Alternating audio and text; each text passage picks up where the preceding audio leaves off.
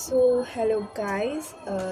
Today we are gathered for understanding what is the golden rules of accounting, in which there are three types of account where it stands for PRN, in which P stands for personal, R stands for real, and N stands for nominal account, in which P consists of debit the receiver and credit the giver, and real consists of debit what comes in and credit what goes out, and nominal consists of debit the expenses and losses, credit the income and gain. इसमें आज हम समझेंगे कि personal account में basically आता है क्या। तो पर्सनल अकाउंट में अगर तुम समझना चाहो तो पर्सन का नाम, कोई आर्टिफिशियल कंपनी या रिप्रेजेंटेटिव अकाउंट। तो कोई पर्सन का नाम आया मतलब अरुण आ गया।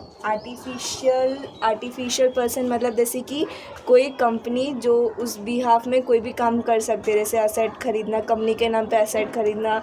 कंपनी अगर कुछ चाहे तो अपने नाम पे शेयर भी इशू कर सकती है, डिबेंचर भी इशू कर सकती है। तो एक इंसान के तरह ही कोई काम करना, तो उस कंपनी को आर्टिफिशियल पर्सन बोलते। तो अगर किसी कंपनी का नाम होगा तो अब आर्टिफिशियल पर्सन हो गया। फिर रिप्रेजेंटेटिव अकाउंट मतलब आउटस्टैंडिंग सैलरी और प्रीपेड। जैसे आउटस्टैंडिंग सैलरी किसी पर्सन की ही बाकी होगी, स्पेसिफिक पर्सन। प्रीपेड एक्सपेंस हमने किसी स्पेसिफिक एक्सपेंस के लिए ही किया होगा, तो वैसा।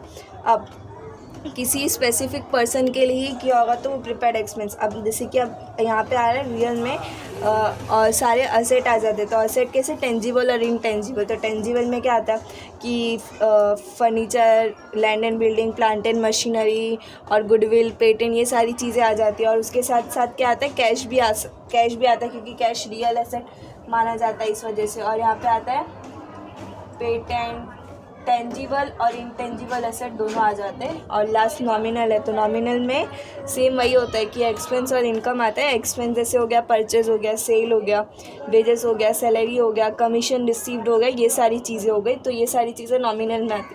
तो शॉर्ट फॉर्म अगर तुमसे कोई किसी ने पूछा कि गोल्डन रूल्स ऑफ अकाउंटिंग क्या होता है, तो सिंपल लैंग्वेज में बोल देना PRN।